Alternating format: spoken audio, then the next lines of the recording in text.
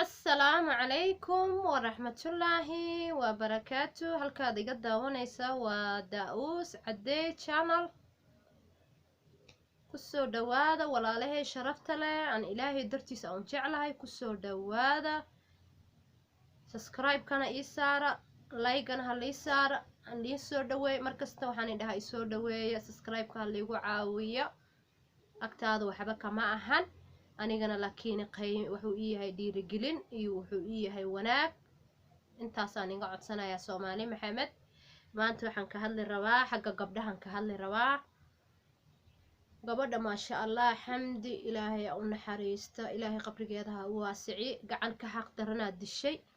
ilaahay waxaan ugu baryaynaa inuu ilaahay kitaabkeeda gacanta mididkana ka siiyo, gacan ka xaq daranaa dishay. ilaahay kaasna kii dilina adduunka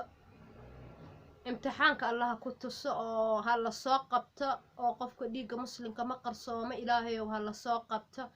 haddii la soo qabtana nimanka gabdhaha faraxumeeya, wiilasha nimanka dhan ma ahan oo nimanka dhan ma xumo, laakiin nimanka gabdhaha ku ciyaaraan ilaahayo rabbiyo raxmaano adduunka aakhiraba intay gaar ilaahu adduunka kusoo tus dhibka ay gabdhaha u geystaan, ilaahay ha kusoo tuso. marka waxaa fiican maanta waxaan arkay iyadoo laga cabana oo shali lix nin xirnaay, maantana haddana afaraa xiran, haddana gabdho kale haddana meesha intay gaal shira tageen lasoo qaarna la xirxiray aan ka maqlay hadda social mediaga. marka waxaa fiican nimanka u doodaya oo dhaleen wiilashaas ama qofkii oo caddeen lagu helo oo dhalay inuu wiilkaas ka sabro ama hala dilo hala toogto, wixii diinta muslimka ay qabta in lagu qaado, inuu ka hortago uu laaluush dhiibo oo lacag dhiibo uu soo daaya. taas waa qalad,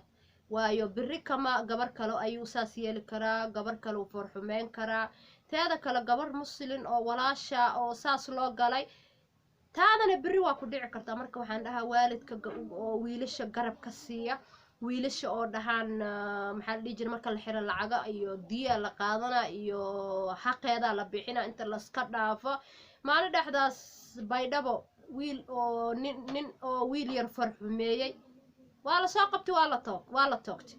horta ani waxaan dhihi lahaa wixii gabar farxumeena ama wixii farxumo keenaba ha la toogto, maana ta xukun maba ani hadday xukun maanta aan hayn lahay nin gabar xooga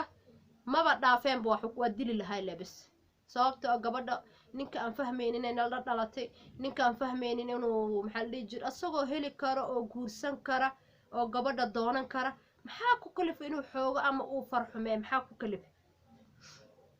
sambara ahaa iga raalli ahada, maxaa ku kalifa inuu xoogo ama uu gabadhaas uu farxumeeyo ama inta wiilal ay iskugu tagaan oo dabaqa ay ku ballamaan oo haddana markay farxumeeyaan haddana dabaqa kasoo tuuraan? taas waa qalad. soomaalida waxaan leeyahay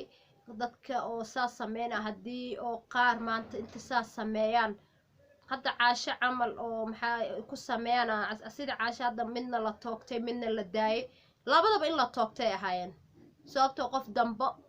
qofku markuu gabar xoogaba la toogto, qofku markuu gabar xoogaba la toogto lagama arkeena u maleynaa Soomaali in qof oo gabar farxumeeyo oo maanta soo baxay in la arkaa ilama ahayn. laakiin markii la dhahdiya la qaadana iyo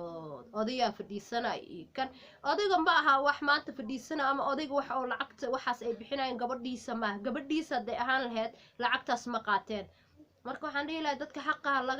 la xaqiraha laga dhaafo, dadka iyo maxaa la dhihi jiray xaqooda la daboolaa. gabadhaas xaqay rabtaa, xaqan ilaahay waa u baryaynaa inay xaqeeda hesho, kuwa ka xaq darnaayna in ilaahay soo qabto oo la toogto ayaa ku fiican. taasaan ka jeclaan lahay. waa gabar masaakiin ah, gabarna qasab waa inay nin xiriir la yeelataa, la sheekaystaa, maadaama iyada ay wax kasta horta oo dhihi karin qalad ay samaysay oo waxa aan dhihi karin oo ilaahay u sababay inay meeshaas tagto, oo intaasna kalsooni iyo nimo ay fiiriso. laakiin bili-aadnimadii ayaa meel xun dadka la gashay. marka bili-aadnimada nina bili-aadan dadka dhan nimanka dhamaa, laakiin nimanaan bili-aadnimadaas aqoonin, nimanaan wejigaas aqoonin, nimanaan naxariistaas lahayn. dadka bili-aadanka isku mid maahan. marka ani gabadhaas wayba dhimatay, ilaahay qabriga u waasici. laakiin gabdhaha hadda ka dambe gabar waxay ku fiican tahay marka la shukaansana gurigooda inay ninka usoo tilmaanto ha yaraata ha weynaato gurigooda ay keensata laakiin nimankaan inta lala taga meelaan aadaynaa dalxiisaan u bixaynaa cabitaanka gabdhaha wax looga dara guryahooda nimanka kusoo booqdaan ha la joojiyo aamin waa dhammaaday marka waxaa fiican waa ogahay gabdhaha inay guur rabaan oo maxaa la dhihi jiray mustaqbal ay haddana ay usii socdaan marka waxaan dhihi lahay gurigooda ha ku ballansadaana nimanka gurigooda ha keensadeena gurigooda waxba kuma qaban karaan laakiin haddii aad dhahdo loojina ugu tagaa haddaad dhahdid meel hataa maxaa la dhihi jiray meelaha dalxiiska iyo meelaha loo tago ninka hadduusu ku qabin wax kastuu kugu sameyn karaa laakiin haddii oo gurigayna ugu imaad ninka guriga hataa uu kugu imaado kuma bari kartid nimanka hadda joogaan waa isku kaseexinayin ma la fahmi karo marka waxaa fiican ninka inaad gurigaada keensatid qofka maanta gurigaada kugu imaado beri gurigaada kugu imaado beri dambe gurigaada kugu imaado ama bil ha kugu imaado guriga intaasaa sii socda qofka daacad ujeeda ma daala laakiin qofka hadduu daacad markaas daacad ujeedin wuu daalayaa oo sababto hal maalin hadduu imaado maalin labaad maalin saddexaad kuway dhibee sababtoo qof xumaan ujeeda waaye waxaa fiican qofka markuu wanaaga ujeedo inaad dhahdid guriga ugu imaado ama xumaan ha ujeedo ama wanaag ha ujeedo guriga ugu imaado guriga hadduu diidana ha sii qulqulo laakiin guriga hadduu ogolaado waa qof oo maxaa la dhihi jiray markaas jaanisiina qofka kale uu barto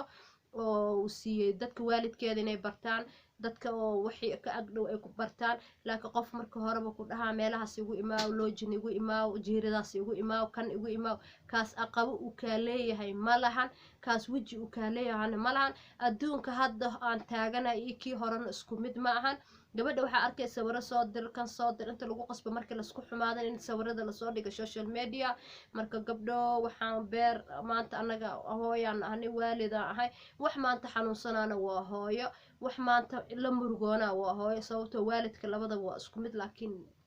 gabadhan hadday maanta wax xun samaysa ama wax khaldan samaysa habarteeday ka keentay hooyadeeday ka keentay qof dhaha ma arkaysid aabaheeday ka keentay aabaheed hadduu ciyaalo suuq ama wax oo qof iska ahay oo iska orod badan u ahay oo meel galgal naaga badan u ahay gabadhan lama dhahayo aabaheed camal waayo wax ku dhaha ma arkaysid waxaa lagu leeyahay hooyadeed camal waayo habartay ka keentay habartay saan maxaa la dhihi jiray qofka habartiin inaa ceebaysiin waa laga fiican yahay hooyadana la ceebay waa laga fiican yahay sharaftaadana ay ilaashatana way fiican tahay marka gabdho ha lays ilaaliyo gabadhaas tusaalaha noo noqoto nimanka yaan la aaminin qofka ninka aan ka maarmina gurigooda ha keensada ha ku dhaha guriga noogu imaada taasaa iga waana ah gabadhaydana ilaa gabadhaas oo naga dhimatay anaga dhan Soomaali Maxamed ay ka dhimatay ilaahayow qabrigeeda u waasici ilaahayow rabbi raxmaano qofka ka xaq darnay Allah soo qabto oo xaqeeda Allah siiyo ayadana kitaabkeeda gacanta mididka Allah ka sii gacan ka xaq darnaa dishay oo dambigeeda nin maanta wada qaatay oo inta nin oo 3 iyo 2 waxay yihiin ma aqaanay adduuna ku cadaabsan aakhirana ku cadaabsan kuwaas yaa dil itoogashaan ilaahay ugu bariyaa in la toogto kulligood la toogtaa ilaahay ugu bariyaa qofka gabar oo masaakiin oo aamintay meel xun u istaago inuu ilaahay meel xun u istaago oo silca u dhintaa ilaahay ugu bariyaa marka walaalahay gabdhaha ha la hadlo ha la waaniyo qofka ilmaha la siiyo xuriyada qofka bini'aadamku inuu soo shukaansan karo gurigooda keensan karo maamo waxaa jirta madax adag maamooyin waxaa jirta oo ku dhahaa wir keensan goormaad gaartinin goormaad dhehayso taas lama rabo gabadha lala sheekaysta hadday wax rabto gurigooda ha keensata cabsi aad ka qabto inay banaanaha nimanka la aada cabsi aad ka qaad inay nimanka meelaha kale ay ku ballansata waa laga fiican yahay gabadha dhiirigelin oo kalsooni hala siiyo sidii gurigooda ku keensata ma gaarin biyaan lu sababtoo qofka ma gaarin goorma ninkaas gabadhaas haddaad ma gaarin oo horta ay ku dhahdeen hooy ninaan shukaansan haddayba ku dhahdayba ogow inay gaarto shukaan sababtoo waaba soo shukaansadeen waaba kuu sheegtay kalsooniya kugu sheegtay soo dhaweey ha aragta gurigooda ha ku barato xumaantiisa iyo wanaagiisa gurigooda inta ugu imaana ha ku barata laakiin meel aan aadayo meel kan ma ku dhayso qofkaas gabadhaas kalsooni ay kusoo siisay ninkaas kugu soo sheegtay ayay qabtaa sababta way kuu sheegtay hooy saana jirta inaa kusoo dhaweyso gacmo furan ku siisa waayo dhahdid hooy soo dhaweey keen guriga keensa shukaansa markaas waxaa laga yaabaa inaad jaanis ku siisid ninkaas xumaatidiisa dhan inay mid ay u aragto laakiin banaankaas wax isku baran kara ma ahan qofku wuxuu raban uu sameyn karaa laakiin cadownimada maanta gabdhaha oo nimanka ay u qabaan oo heerkaas ay u gaareen aan la yaabanahay cadownimadaas oo maanta 3 nin intay gabadhaas masaakiinta iskugu tagaan haddana ay dabaq haddana kasii tuuraan ma aqaan cadownimadaas laakiin waxaan ka codsan lahay Soomaali saa un lahay gabar ninkii kufsada ama gabar farxumeeya yaan loo doodin yaa maxaa dhihi jiray diyo laga bixinin yaanan la xabsi lagu xukumin dil toogashaha lagu xukumo walaalay taasaan ka codsan lahay wa calaykum assalaam wa rahmatullaahi wa barakaatuh